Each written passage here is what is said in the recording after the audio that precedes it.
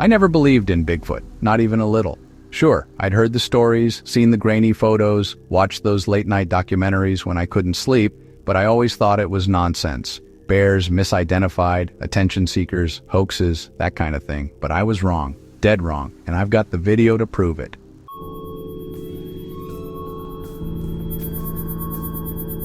I'm not going to show you that footage right away.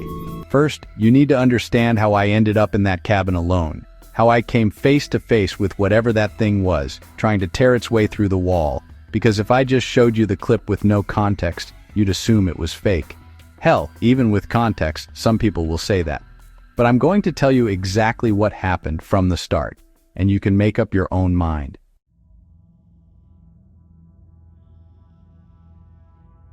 I'm a single dad. Been that way for about 4 years now. I've got 2 kids, a boy and a girl, ages 9 and 11. Great kids. Their mom's not in the picture anymore, and I'm not going to get into that. Point is, it's just us, me and them, most of the time. Last July, both kids got into a 2-week summer camp up north, canoeing, hiking, the full outdoors experience. They were so excited, talking about it for months. The camp ran through the last 2 weeks of July, and for the first time in years I had actual time to myself, 2 whole weeks.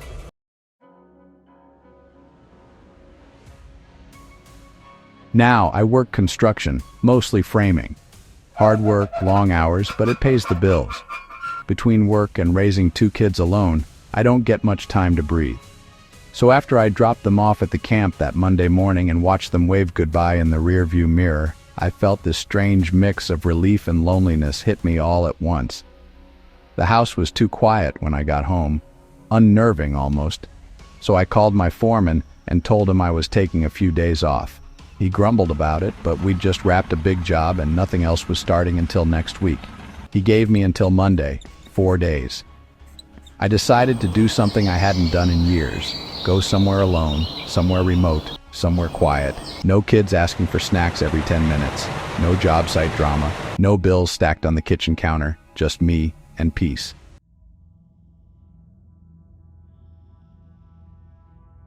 I spent a couple days prepping. Found a rental cabin online, 3 hours north in the mountains. Remote, no neighbors, no cell service, perfect. I could fish, hike, have a few beers on the porch, watch the sunset, exactly what I needed. It was cheap too, $50 a night. Should have been my first red flag, but I wasn't looking for luxury, just quiet. The photos showed a simple wooden cabin surrounded by dense forest. 1 main room, a small kitchen, separate bedroom, basic but functional. That was enough for me. Packed light. Just some clothes, fishing gear, my dad's old tackle box. Grabbed supplies from the grocery store. Simple stuff. Steaks, beer, some canned food. The good beer, the kind I never buy because it costs too much. Figured I deserved it.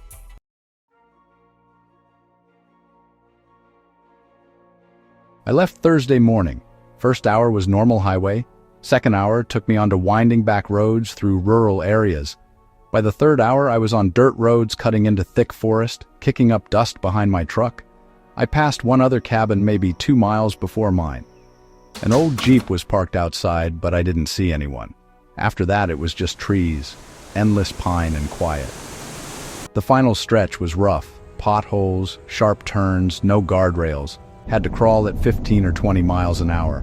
Around midday, I came around a bend and saw the cabin sitting in a small clearing surrounded by forest on 3 sides.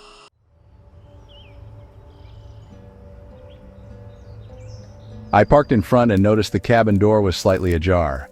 The key was supposed to be under the mat, but I didn't need it. I pushed the door open and called out, just in case. No answer. Figured the last renter just forgot to lock up. Inside was exactly what I expected. 1 large main room, small kitchen in the back, couch, fireplace, table, 2 doors, one to a bedroom with a double bed, the other to a small bathroom. Basic but comfortable.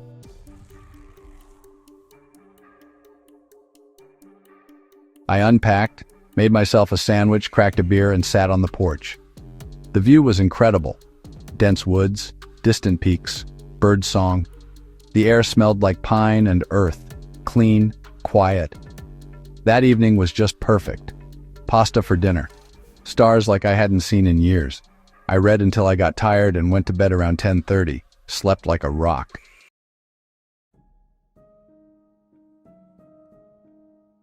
Friday morning, I woke to sunlight and silence. Checked my phone out of habit. No signal, just as promised. That was the point. I made coffee, sat on the porch again, just soaking it in. After breakfast, I grabbed my gear and followed a trail the owner mentioned in the listing. Said it led to a stream about 15 minutes away. The trail was overgrown, probably used by deer more than people.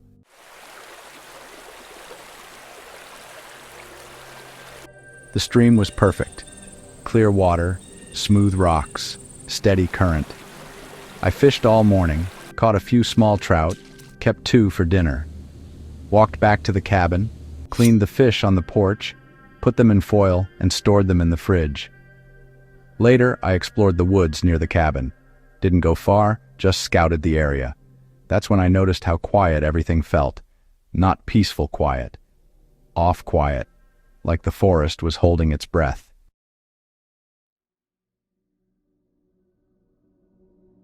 I said it aloud even. This place is really quiet. That evening, I cooked up the fish and ate on the porch. The air felt heavier, still. No birds, no wind, no animals, just silence and the fading light. I went inside earlier than the night before. Locked up. Tried to read but couldn't focus. Kept checking the windows. Something felt wrong.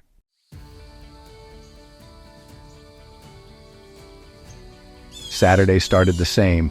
I tried to shake it off and went for a longer hike, followed another trail, well, more like a deer path into the forest. Beautiful scenery, wildflowers, pines. But an hour in, I saw it, a figure in the trees, far off, still, watching. At first, I thought it was another hiker, but it wasn't right. It didn't move. It was tall, too tall, unnaturally still. I waved, called out. Nothing, just silence. Then it moved. Backwards, smoothly. 1 second there, the next, gone. It melted into the forest.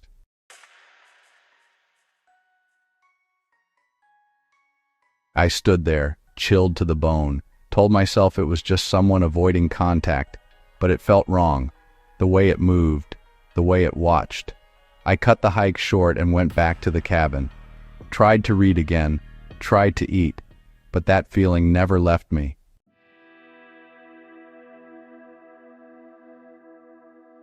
By Sunday morning, I told myself I was being ridiculous, just my imagination, right?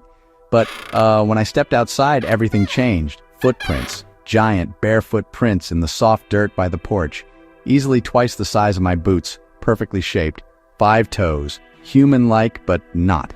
Too long, too wide, too deep. Something had circled the cabin, stopped by the bedroom window, stood there, watching.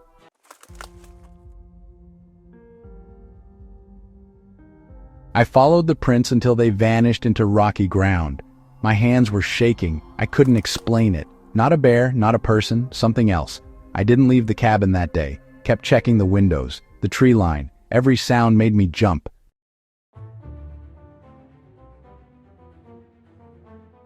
And then I found the claw marks. 3 trees near the clearing. Deep gouges 7 or 8 feet off the ground, some higher. Stripped bark, still oozing sap. Fresh, deliberate, like territory markers. That night, I locked everything. Lights on.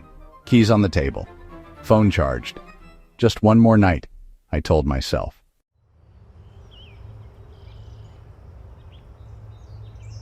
But sometime after midnight, I woke up. Something was outside. Footsteps, heavy, deliberate, circling the cabin. Then bang! The front door shuttered. Another bang. The wall creaked. Something was trying to break in.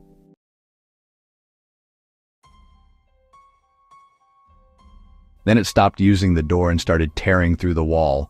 I recorded it. Shaky video, wood cracking, planks being ripped away. A hole appeared, and then I saw the face. Covered in black matted hair, huge brow, massive jaw, pale yellow eyes that reflected the light, intelligent eyes, calculating. It stared directly at me. Then the arm came through, massive, muscular, clawed. It began pulling at the boards, widening the hole.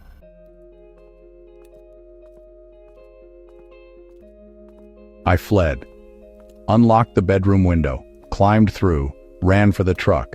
The creature was still focused on the wall. I made it across the clearing, fumbled with the keys, started the truck. and that's when it noticed me.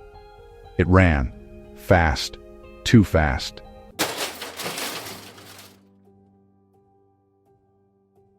It hit the truck, hard, left a massive dent, raked claws across the metal and across my shoulder, but I got away. The truck roared down the mountain road. I hit pavement and never looked back.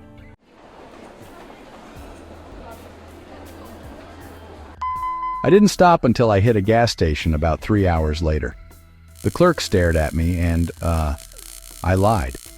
Told him I fell on some rocks, bought a few supplies, cleaned up the wounds best I could. Deep gashes, you know. Definitely going to scar. When I got home, I watched the video over and over again. That face, those eyes, that hand, it was real.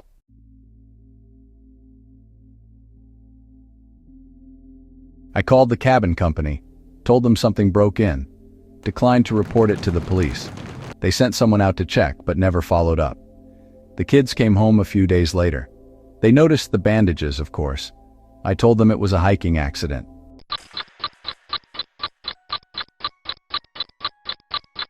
That was 3 months ago now. I haven't gone camping since, haven't set foot in the woods. I still have the video on my phone, on my computer, and on a flash drive in my desk. I watch it sometimes when I can't sleep, when the memories come back. Some people would call it fake, say I'm lying, just looking for attention. Let them.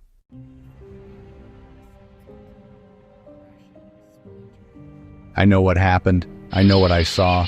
I know what left the scars on my shoulder. It's real. It's still out there.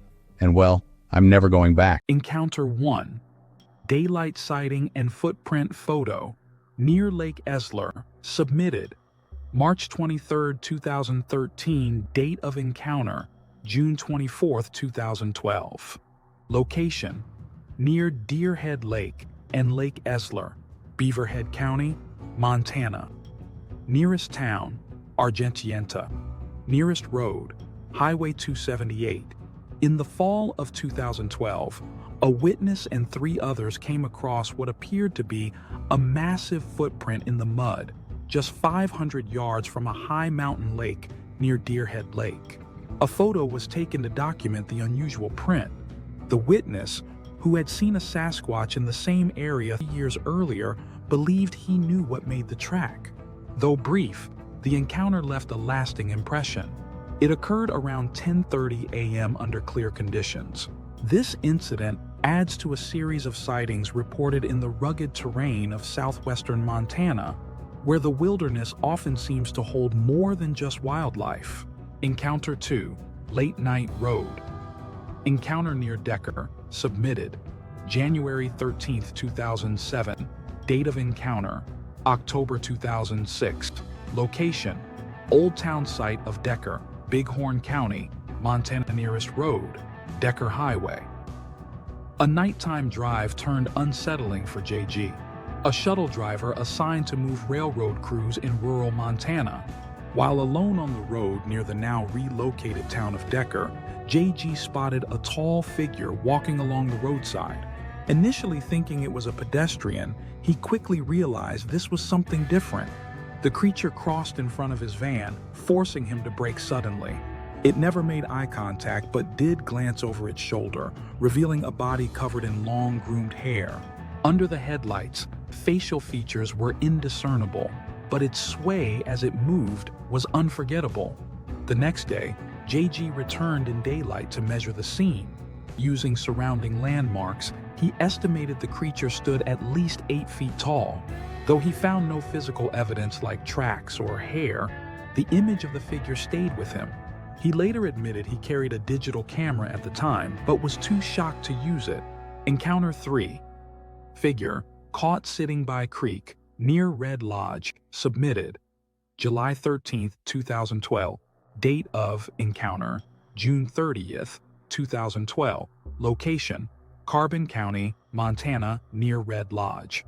While hiking in the remote, heavily forested mountains outside Red Lodge, a visitor took what he thought was just a scenic photo of a creek. Only later, while reviewing pictures from the day's hike, did he notice something unnerving. What looked like a black figure sitting by the creek's edge, appearing to watch them. He returned days later with his father to the same spot.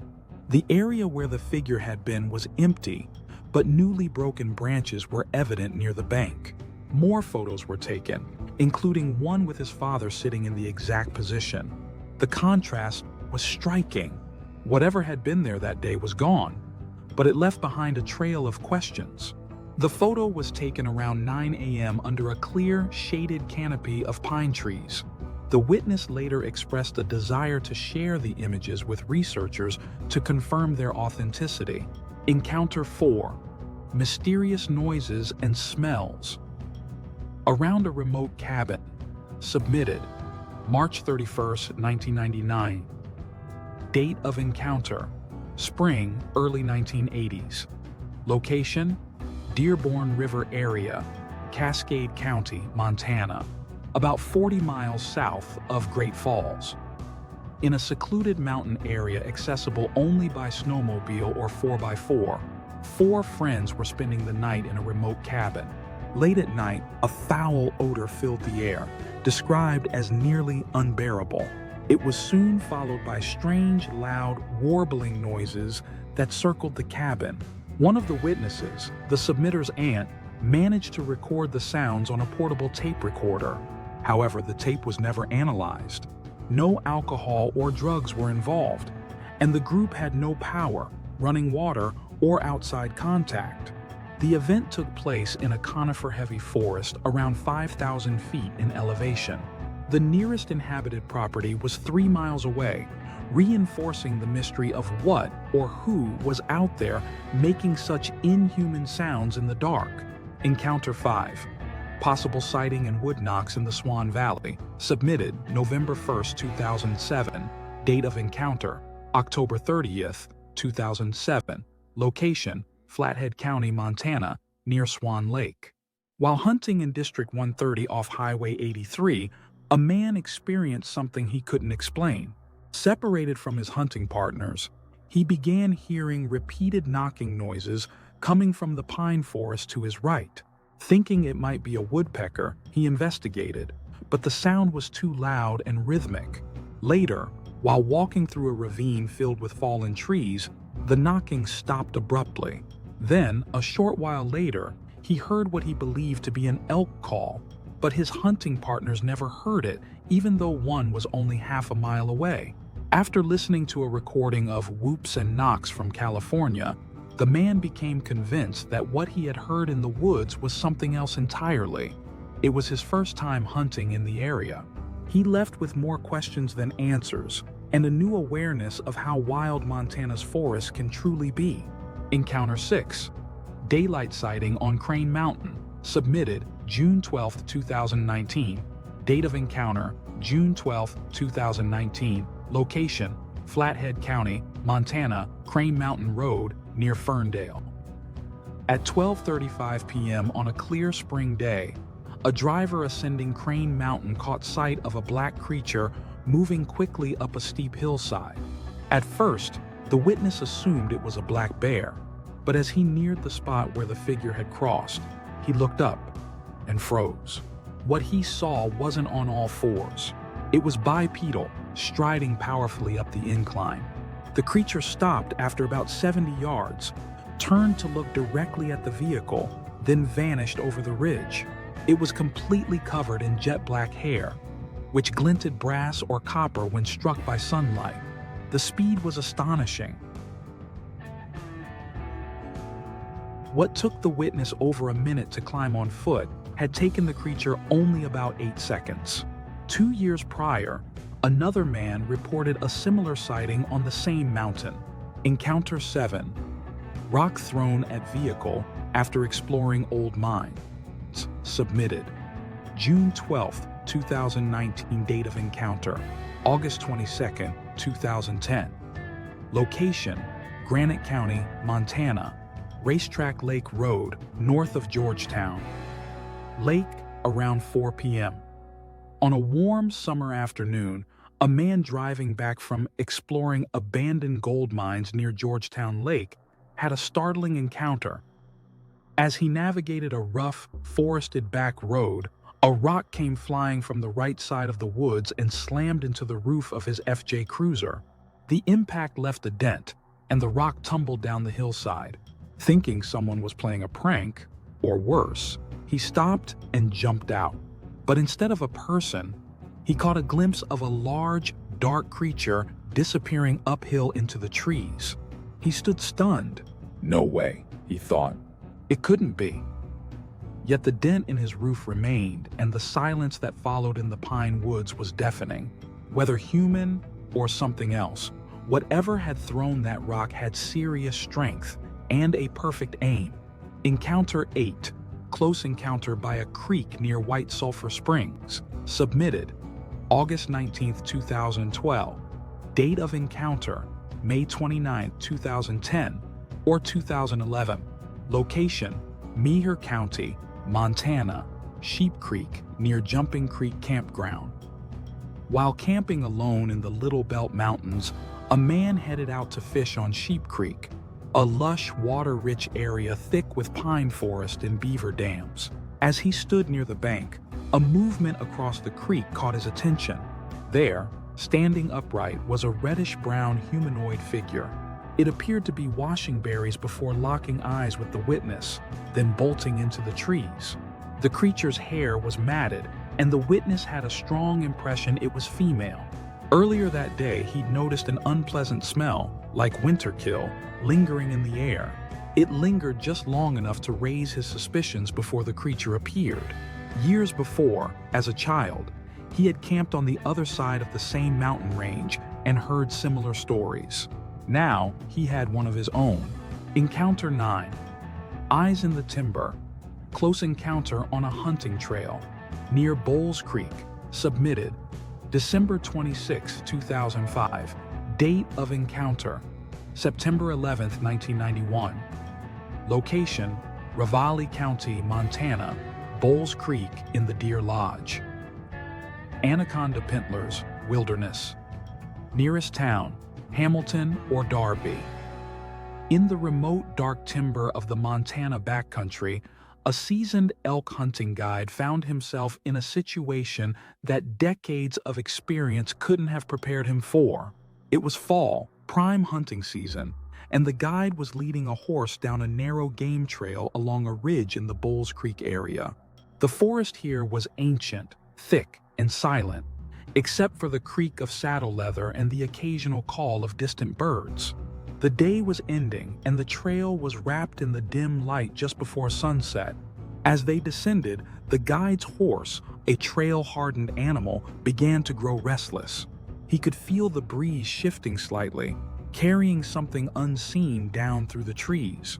Then, about 75 yards along the path, the horse stopped cold. Its ears locked forward, nostrils flared.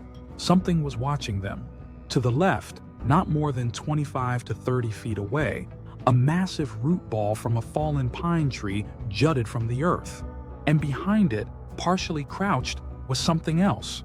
A figure. From the waist up, it loomed behind the roots. Tall, powerful, and covered in shaggy hair 6 to 8 inches long. Not an ape, not a bear. The creature had a human-like face, wide-set eyes, broad features, and an expression of stunned awareness. It was looking at him, eye to eye. And in that moment, both man and beast were frozen. He had a rifle within reach, but he dared not move. The distance was too close. Any sudden action could provoke something he wasn't prepared to face. He slowly continued riding past, heart pounding so loud it seemed to echo off the timber. The creature did not follow. It simply watched, almost as if assessing him the same way he was assessing it. The guide never saw it again. But the image, those eyes staring out from the root ball at sunset in the stillness of that pine forest, never left him.